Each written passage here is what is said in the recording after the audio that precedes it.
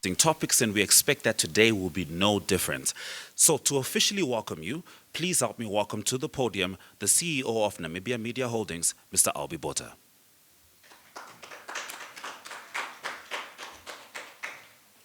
So allow me to say a lot less today than I said yesterday. First and foremost, thank you once again for making time. As was the case yesterday, we started very slow, half the hall being filled, and then towards the end we didn't have enough chairs. So I apologize, Gys, that you are the first session. We struggle to be on time in our country, which I think is one of our 10 biggest challenges that we face. But thank you so much for making time this morning. I know you have a wonderful business, a wonderful story to tell, and you tell it to the world. And we're so excited to hear this morning again to tell your story. So allow me just to start with those comments, and I will then have discussions a bit later with the next presenter. So Ashwin, back to you. Thank you.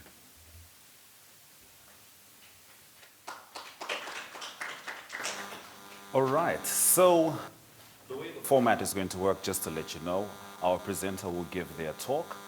After they sit down, I'll have a couple of questions, not just because I'm wearing a suit, but because I want us to just generally guide the room. However, don't allow my questions to guide your questions. Come up with unique questions. We'll take a couple of questions, but this is always time sensitive. So do understand that I have to run a show, so if I stop us, it's not personal, but it has to be done. We go with that? All right, wonderful. So first off, speaking on social intervention in tourism internship for tourism students in the corner. All right. Are we doing enough? This is potentially the question that will be answered by Mr. Gys Joubert. Thank you, sir.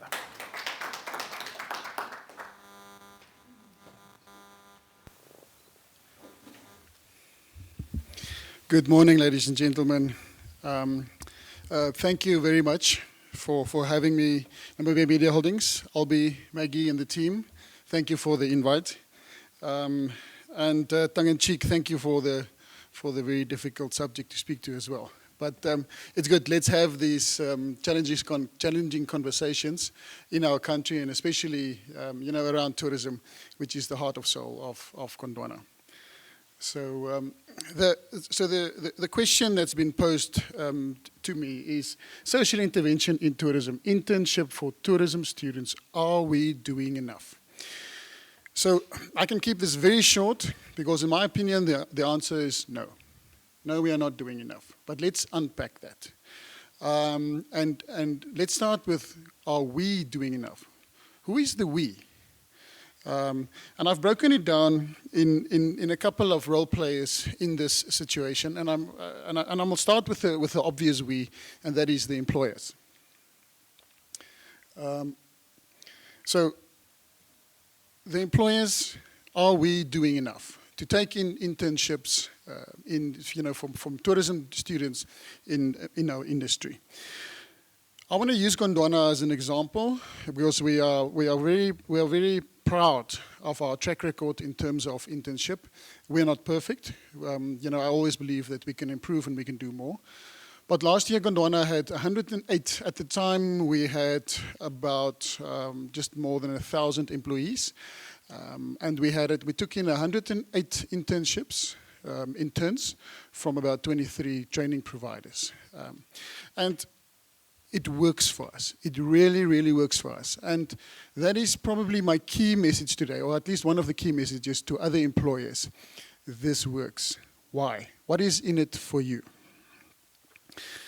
We all understand that the people we need in our industry need practical skills. All of us who's come through formal training, I studied law when I started, way back when in a law firm on day one. Honestly and frankly, I knew nothing. I knew nothing of the real world of law. And I think that is pretty much the same in any industry. It is very good in terms of the training that we provide, but we need practical skills in tourism, but in any other industry for that matter. Those skills will not fall out of the sky. As employers, we have to be part of the solution in terms of providing the opportunities for those practical skills. Even if those skills leave you, it becomes part of the pool in the industry. In the bigger scheme of things in Namibia, no matter what industry you are, we are fairly small. And we see that as Gondwana, where, people leave Gondwana and a few months or a few years down the line, they come back. And we have this circle, which I think is actually very good for diversity and for skills development, where skills circulate in the industry. We all pay the vet levy. Whether you like it or not, that is law. You pay the vet levy. Through your internships, you can claim back 50% of that. So there's a real financial incentive for you to do this. There are other opportunities. Tourism, we sit with a real seasonality in our industry. And again, it's not only tourism. So use internships for your own benefit in terms of seasonality. So to provide that opportunity, we throw them into the deep end in season, and then in low season, that fixed-term contract is done. And the obvious benefit from the Gondwana perspective in terms of those 108 interns that we had last year, guess where the best of those are today? They are employed with Gondwana. It is a fantastic process where we can provide internships and we keep the best. That is the perspective from the employers. Training providers. I firmly believe that are we doing enough? Training providers are part of this we. In our experience, and just by the way, let me make a point. On all the stakeholders that I point out today, there's a lot of positives. But the question wasn't posed in terms of focus on the positives. I can give a lot of compliments to all the stakeholders involved. But that's not progress. We're not here to talk about everything that's working. We must challenge ourselves in terms of what can be done better. So training providers, through their liaison officers, we believe they've got an obligation to reach out to employers and not only leave it up to the students. And we again see that at Gondwana, where some training providers do that very, very well, and they find space for their interns. And a problem that we've picked up with some of the training providers is it's very traditional. It's very structured, it's very academic in nature, where a training provider would be very specific in the kind of experience that people must tick a box. While in the real world, it doesn't always work like that. So we feel that some training providers can really come to the party in terms of flexibility, in terms of the requirements for the practical internship. So to get away from that pure academic perspective and to make sure that we're flexible in terms of the real world experience. Then are we doing enough? Government, are we doing enough? NTA, are we doing enough? Our labor law does not make provision for internship. And we feel as private sector that is not fair to employers. How do we get around that? We use the fixed terms part of the labor law, but it's not ideal. It wasn't made for internships. In South African labor law, they have specific legislation that caters for internship. And I think there's an obligation on Parliament to provide us with that certainty, both employers and the interns, so that we can avoid any risks from that perspective in terms of grey areas. So to provide that legal certainty. And then NTA, we have a wonderful relationship with NTA, and it really, I can give them a lot of compliments, but again, the challenge is today. Today is about the challenge. And the one thing that we feel is the vocational training centers. We are all over the country. We like to work with our local regions. Marintal infrastructure is there, but it's standing empty.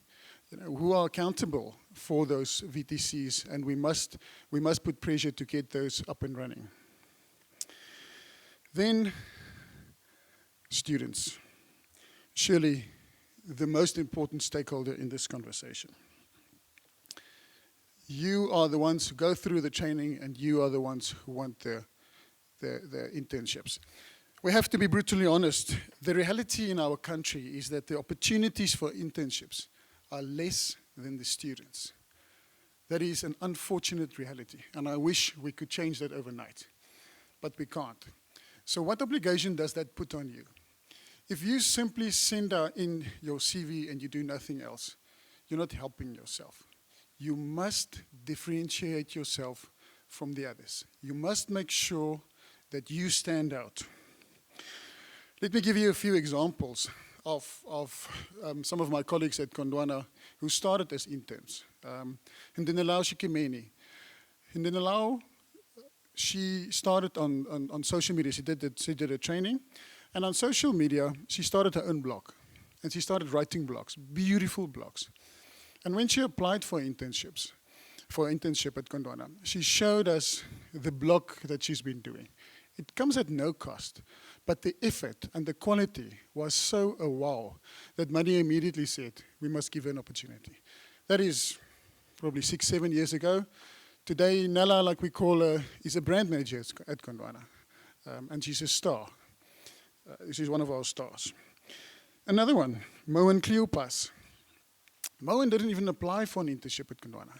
Through the Gondwana Care Trust, we involved with a few projects, and we saw Moen at the PAY project, the Physical Active Youth project in Katatura, and where he volunteers his time to help the less fortunate, and he teaches them coding, he teaches them the robotics, and he made such an amazing impression, and we asked him, what does he do? He said, no, he's studying cyber law. So he didn't even apply. We offered him an internship because we immediately said, these are the kind of characters that we want to be involved with Gondwana. So you must make an effort. You must put in that effort. And be careful. Be careful of the victim mentality. You know, all these examples that I've just mentioned now doesn't come at a cost. It just comes at an effort. So make sure that you stand out. Then, when you get those opportunities, grab them. Again, if you get the opportunity, you are one of the lucky ones. We have wonderful positive stories, but unfortunately, we've also had a few negatives, you know, in terms of an attitude, where someone would get the opportunity and they would just not grab it. You know, they would feel entitled, and that is not how you change your own destiny and your own future. Plan it from day one. Don't wait until you need to look at your internship. Plan from day one. Target your future employers where you want to do your internship. Approach them in your first year. Ask them if you can do holiday work. You know, really be proactive and creative in the process. Like I said, do holiday work. And then, that is the area is entrepreneurship. To me, this is the ultimate solution, because my answer has been, are we doing enough? And the answer is no. But I'm ever the optimist. I'm not a pessimist. So, Gys, you've said now that the opportunities, but the demand doesn't match up. So how do we fill that gap? There's but one solution, and that is entrepreneurship. We really have to back our youth in terms of entrepreneurship. And the students out there, try your own thing. Create your own value. Again, we have beautiful success stories in Namibia, all over, in rural Namibia, of entrepreneurs who got the right backing and who are making a living for themselves and for others through entrepreneurship. So all of these stakeholders, employers, government, NTA, training providers, we have to back the entrepreneurs. We have to give them a hand up in terms of opportunities, because ultimately that, in my opinion, is the long-term sustainable solution, how we can fill the gap between opportunities and the need for internship. That is the end of my formal presentation, so I'll hand over now to Ashwin for Q&A.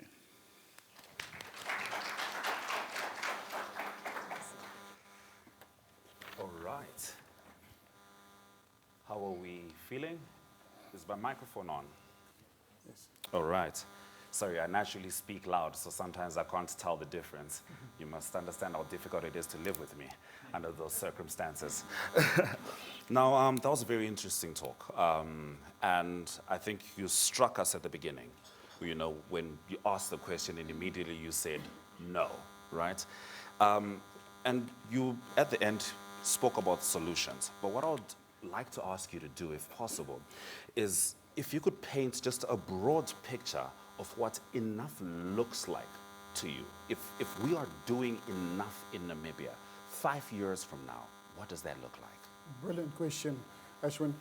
When we have 0 youth unemployment in our country, then we can say we've done enough. So the sad reality is we are very, very far from that. So the work that's been done is good, but the work that lies ahead is more. So we must, that must be our target. It is, whether it's urban or rural-based, 0 youth unemployment. 0 youth unemployment, all right. I mean, I think a lot of people can relate to that, across many different industries. Now, bringing it back, there's something that I kind of wanted to just harp on, and I don't know if there's been any progress in this area, but is there a united plan to petition government with regards to internship legislation? And who do you feel are the parties which should be involved to be able to get government to make a solid stance on this? I think I'm not, I'm not personally involved with that, so I don't have all the details, but the answer is yes. There is some work being done, and it's driven by NTA. They understand the need for that. And like I said, we really need to push that through, because, I believe that, we can really encourage employers to try to do more, but then we must protect them in the process in terms of legal certainty. Okay, Mr. Gys Joubert.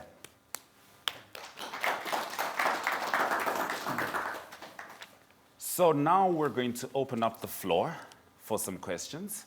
I know there's quite a few students here. We could just raise our hands and the microphone will come to you. I know it's difficult when someone starts with the answer because he immediately told you, no, we're not doing enough. But surely something about this is, yes, sir. Thank you. My name is Fritz Forster from Mongoma Safari Camps. Gys, question to you. The interns that you guys use, do you pay them? How much do you pay them? Do they get a salary? What's in it for them? They get paid. It depends on, and to be honest, Fritz, I don't know exactly how much they get paid, but they do get paid. And remember, because there's also a financial incentive from the employer, because you can reclaim that costs, up to 50% of the vet levy that you. So it's a principle of earn while you learn. It's not a big salary, but it's providing that opportunity, But yes, they do get paid.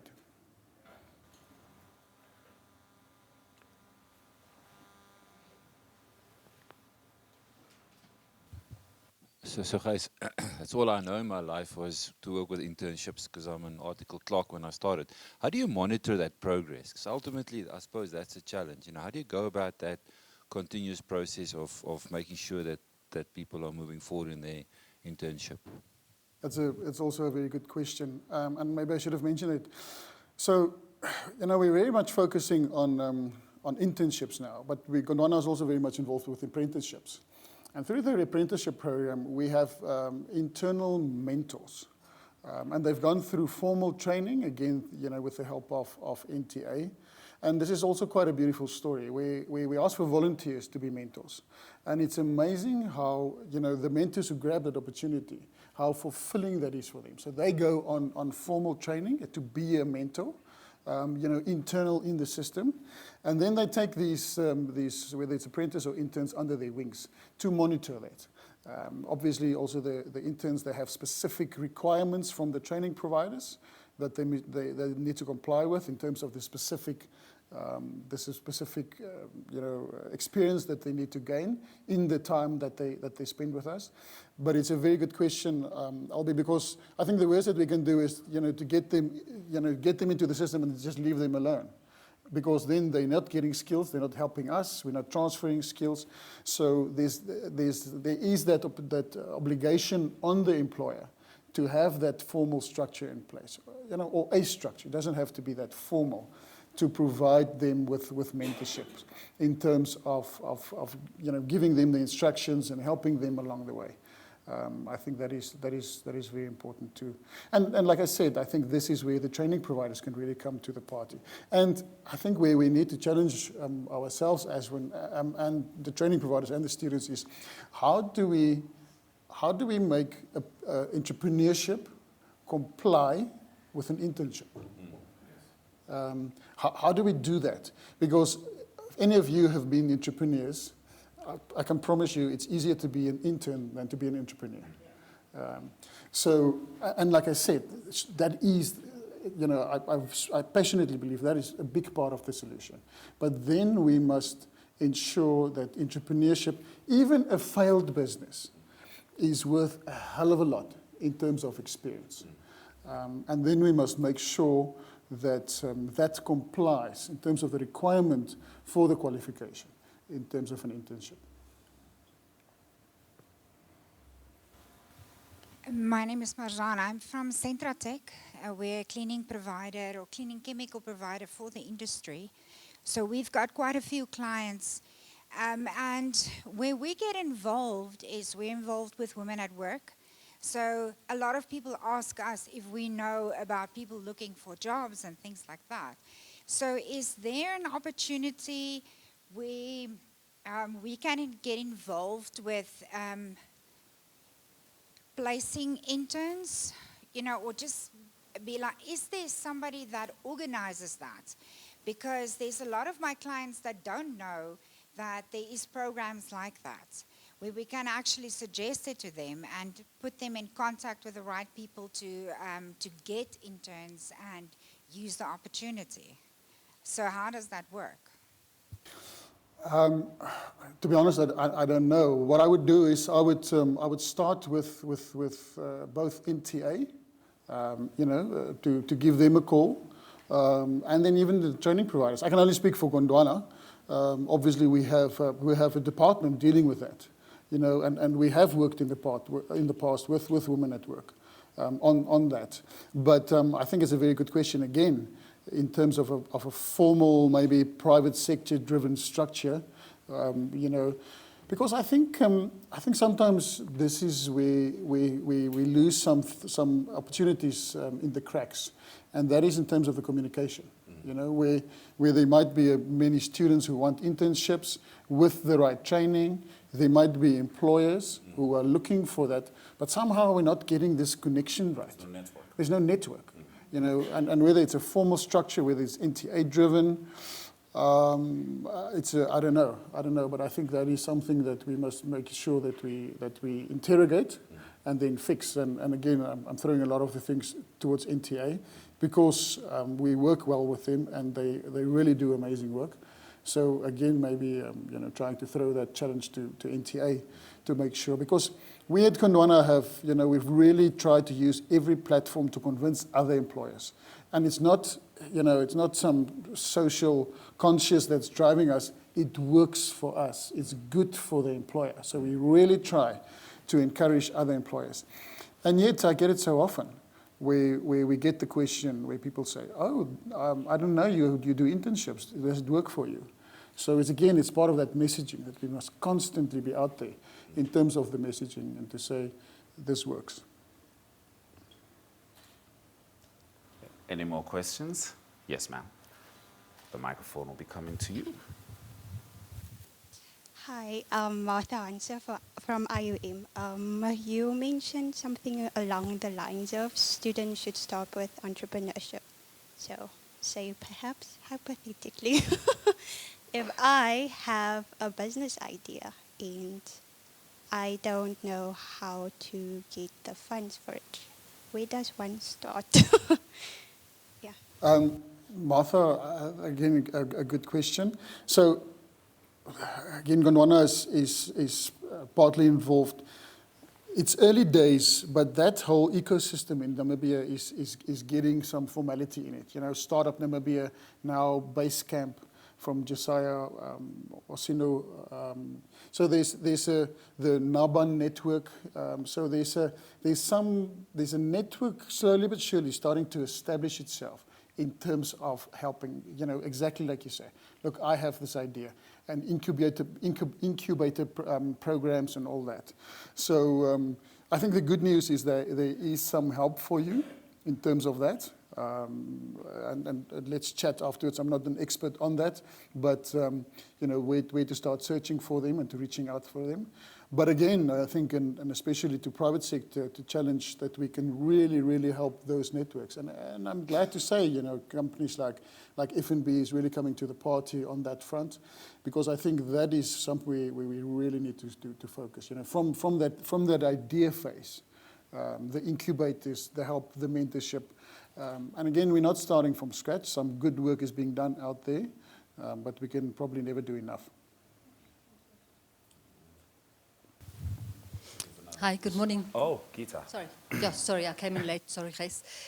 Just because I hear the challenge of communication and that we don't have a coordinated network, I just don't want to abuse your platform, but Han has actually taken up that challenge this year. It's a global challenge of skills deficiency and the mismatch between what is out there in terms of skills development and skills training and what we in the industry need. So on the 15th of May, Han has actually dedicated its Congress to what we call the co-creation of a tourism training roadmap, where we need, and I've got about 23 different training providers already on board. IUM is one of it, by the way, Martha. But also from the universities, the ministry has just assigned NIET, which is the Namibian Institute for Educational Development, is on board, as is NTA and a lot of vocational training providers. And we need the industry to basically prompt them to say what works and what doesn't work, because many a time we've heard from our hoteliers that they say, the guys coming from university are unemployable because they don't know how to carry a plate, and that's been our challenge. Gys, what we do need in the industry is that network, that group. I don't know what to do with the roadmap afterwards, because Han definitely doesn't want to own it, but it needs to be owned by Namibians who are dedicated to do what the whole world needs, and that is skills in tourism. At the moment, we've got lots of German companies actually scouting for Namibian hands to go and work elsewhere. We don't want that to happen. We don't want the brain drain. We actually want them to return to Namibia, or at least exchange. So there is work in progress. We are dedicating our whole 2023 towards skills development in tourism, and I basically invite everybody to please prompt us as to where this roadmap should take us and who should own it. It shouldn't be owned by one institution, not NTA. It should be owned by us as Namibians, and I'm open for ideas as to how to go forward on that. Thanks. Han is the Hospitality Association of Namibia. All right. I believe there's I think we'll take, we can still take a couple of questions. Again, it's a comment, and maybe Gys can help me on that. And it's advice for the young people here. You must focus on where the jobs are. We find where we are, there's a shortage of guides. Don't aspire to become an assistant front of house if there's too many of them. You're going to waste your time. Go where the jobs are. You know, we found guides. If you're a female guide, and to all the females, go crazy. There's no rule that says you can't be a female guide. I promise you now, if you're a female guide today in Namibia, you're made. I will employ you. So find out where the jobs are and focus on those jobs. Don't just say, I want to be in tourism. Tourism is multidimensional. I can find housekeepers 5 in the morning easy. I can't find good people with the right attitude and the right personality to become lodge managers. Those are difficult to find. So what I'm trying to say is find out where the opportunities are and go for that. Don't just go broadly and say, I want to be in tourism. It's too wide. Gys, I don't know from your perspective where you find the shortages in the industry. I couldn't agree more. I think that is such a brilliant point. If you look at tourism in Namibia today, which in global terms is still quite a young industry. If you look at the success stories, especially in terms of previously disadvantaged success stories owned today, 99% of those companies and of those people started as guides. And absolutely, if you're a female guide you will have work 365 days of the year. You will be worth your weight in gold. There's a few female guides in Namibia, they are iconic, guides that we wish we could get, but we can't. We can't afford them. It really is such a good point. And it's such a low barrier to entry. If you're willing to work hard, and it's such an obvious journey into the industry because you work directly with the guest. You know how difficult it is for us as a companies and how much money we need to spend to get the guest, the guest acquisition process. Well, you get the guest sitting right next to you for 14 days. If you do your job well, guess who that guest is going to call a year later when he wants to come to Namibia. So it's a wonderful entry into the industry. It's very, very true. And I also want to reiterate what Gita said, and Gita is one of the stars in our industries, in terms of passionate about the industry. We must really wake up in terms of what's happening in global terms. We are struggling with good skills in tourism. And again, it doesn't just fall out of the sky. We need to create them. But the world needs skills more than us. We cannot compete against the euro. And it's not going to happen. It's happening now. German companies scouting in Namibia for skills. It's a real threat for us. It's a real threat for us. So we must make sure that we create the skills at a higher pace than what they might be, leaving us. I believe there's a question in the front. So ladies, you heard about that one. That's as clear cut as it can get. Consider it. Yes, sir. All right. Sorry. My name is Alex. I'm from the Prosperity Hotel School. I'm one of the training providers with NTA, but we started from humble beginning, where we target young people out of schools, on our focused on for those who have talent but they may not have qualification. So I understand from Gontwana. I want to share my small effort or contribution that was made by Gontwana to us for the past 4 years. I've been working with Gontwana and been really helping our trainees to get to the market. One of the things that I also want to share is that sometimes we don't want to train and dump our trainees to the street. We really want them to move on. And through my experience with Gontwana, we also learned that not only that you have to have training and then job attachment or internship, whatever, but also we need to, it's high time that also we try to equip our trainees in terms of computer literacy, foreign languages like German, and also sometimes also driving license. Because I understand we don't discriminate in hospitality.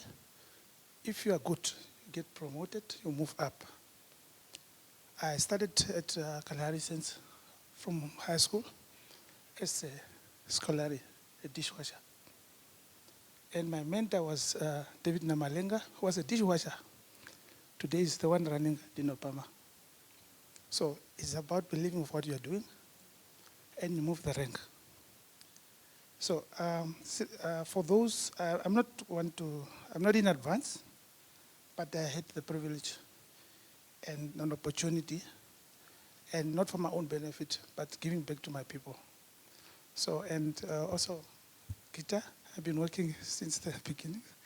Yeah. So that's a little bit that I want to share with maybe some of our guests here who are in training as a training providers, that we can do more because it's about networking with the stakeholders, which is, yes, the NTA, the industry, and us, the training provider. We need to have one network.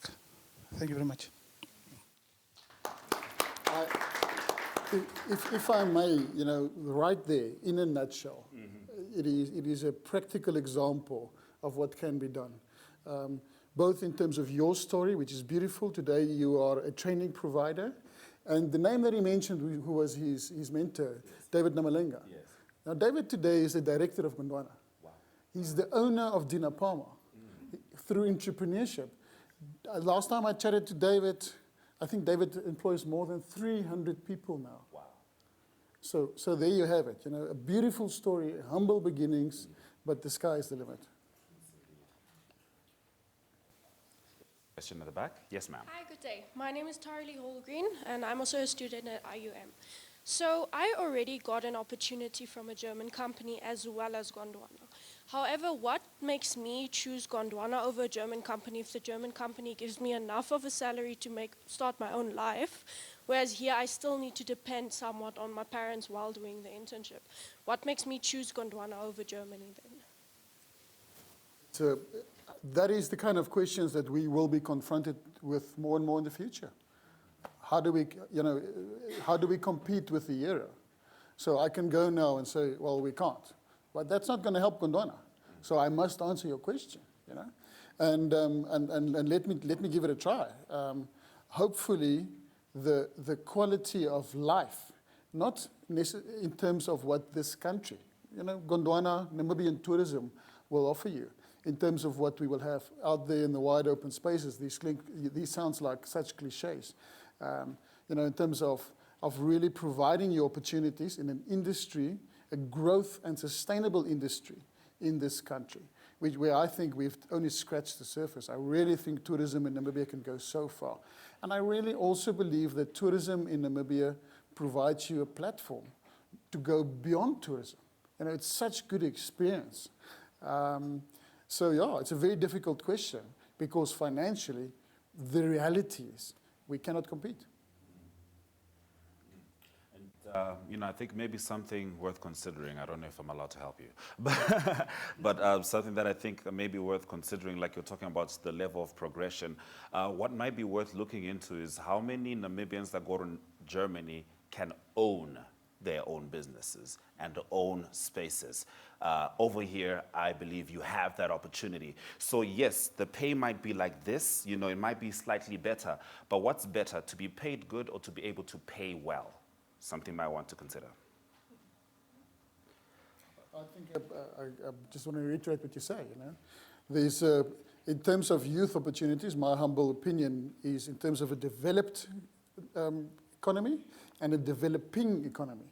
The journey might be more difficult in a developing economy, but the heights that you can get to in a developing country, in the opportunities, the amount, the number of opportunities are surely more on the side. I think something else worth noting is that, yes, there's a contribution. If the microphone could please. Good morning. I think I must speak to the students this morning. And most of you will agree with me that most of you have not taken tourism because it was passionate of you or that was your passion as you were in grade 12. But unfortunately for many students today that are doing tourism is because they either find the course to be the cheapest one because they do not have loans or bursary or cannot afford, or they unfortunately came out of grade 12 with not flying marks. So they chose tourism because that was the last option there. Or you apply at the varsity, and unfortunately most of the courses has already been filled up, and then the last one that was there for you to take was tourism. Now, when you find yourself in this situation, the best thing that you can do to yourself is to study the different careers or the structure of tourism. That's where you get to know where are you and what other options can you do, and to think within yourselves, what are you passionate about? Cooking, most of them find cooking as not a career. Cooking, front office, all those type of things that are there. Choose one best thing that you think you can do better because you happen to be there, so that you do not waste your 4 years, and so that you can develop that love of what you are studying for. And once you have done that, be prepared to volunteer. Because today's students are there in year 2, they come for internship, they want to tell, how much are you paying me? Please be prepared to volunteer. Only when you volunteer, when they're saying, there is a tourism expo, say, can I volunteer? Even just to give out the information, even to sit here. We've got 2 desks here. where we need people to come and register the delegates to the workshop. None of the students that have registered to attend have come to us and say, can I volunteer just to come and register or to come and do something with the Tourism Expo? Thereby speaking to the exhibitors in the career, in the industry where you are studying, speaking to them, getting to know what people do in tourism, and subsequently probably also get an intern from that. But you are only coming as delegates. Okay, very good. We are happy that we have turned out, but at least one or two could have raised up a hand and said, can I volunteer? What is there that I can do at the Tourism Expo? Because here, this is where your first experience starts. Thank you.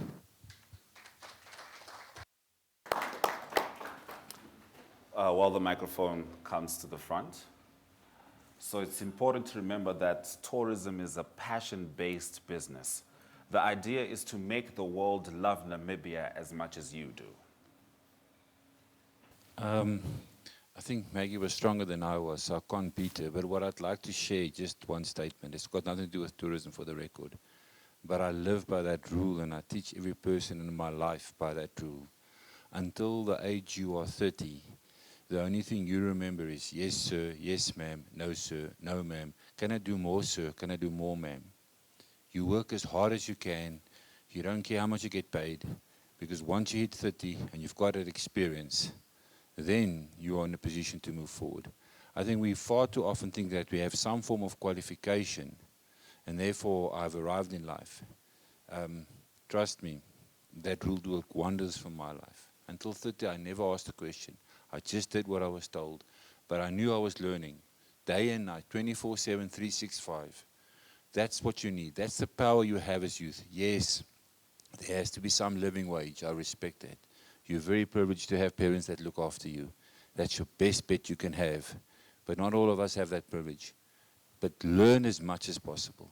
I think if we can do that as youth, you are going to kill it once you hit 30. And I think that's the biggest mistake we make as youth, is we think we've arrived in life the moment we have some form of qualification.